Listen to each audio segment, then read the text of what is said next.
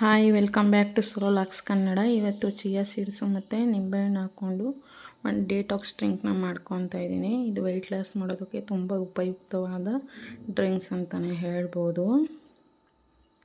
ಬಾಡಿಯನ್ನು ಕೂಲಾಗಿಡೋದಕ್ಕೆ try ಮಾಡುತ್ತೆ detox drink ಅಂತಲೇ ಹೇಳ್ಬೋದು. ಹಾಗೆ ಇವತ್ತಿನ ತಿಂಡಿ ಮಾಡಲಿಕ್ಕೆ ಹೋಗಲಿಲ್ಲ, ಓಟ್ಸ್ ಇತ್ತು ಅಂತ ಹೇಳಿಬಿಟ್ಟು ಓಟ್ಸ್ನೇ ತಿಂದ್ಕೊಂಡು 2 ಗ್ಲಾಸ್ ನೀರು ಹಾಕ್ಕೊಂಡು 2 ಸ್ಪೂನು ಓಟ್ಸ್ ಹಾಕ್ಕೊಂಡು ಅದನ್ನು ನೀಟಾಗಿ ವಾಶ್ ಮಾಡ್ಕೊಳ್ಬೇಕು. ವಾಶ್ ಮಾಡ್ಕೊಂಡಿದ ನಂತರ ಬಿಸಿ ನೀರಿಗೆ ಅದನ್ನು ಹಾಕ್ಕೊಂಡು ಮಿಕ್ಸ್ ಮಾಡಿಕೊಂಡು ಒಂದು 5 ನಿಮಿಷ ಕುದಿಸ್ಕೊಂಡ್ರೆ ಸಾಕು, ಆಯಿತು. ಅದಕ್ಕೆ ಸ್ವಲ್ಪ ದಾಳಿಂಬೆ ಹಣ್ಣಿತ್ತು ಅಂತ ಹೇಳ್ಬಿಟ್ಟು ಅದನ್ನು ಹಾಕ್ಕೊಂಡೆ. ಹಾಗೆ ದಾಳಿಂಬೆ ಜ್ಯೂಸ್ ಕೂಡ ಮಾಡಿಕೊಂಡೆ. ದಾಳಿಂಬೆ ಹಣ್ಣು ಜ್ಯೂಸ್ ಕುಡಿಯೋದ್ರಿಂದ ವಿಟಮಿನ್ ಎ, ಸಿ ಮತ್ತು ಇ ಇರುತ್ತೆ. ಇದು ಹಾರ್ಟಿಗೆ ತುಂಬ ಒಳ್ಳೆಯದು ಅಂತಲೇ ಹೇಳ್ಬೋದು. Thank you for watching.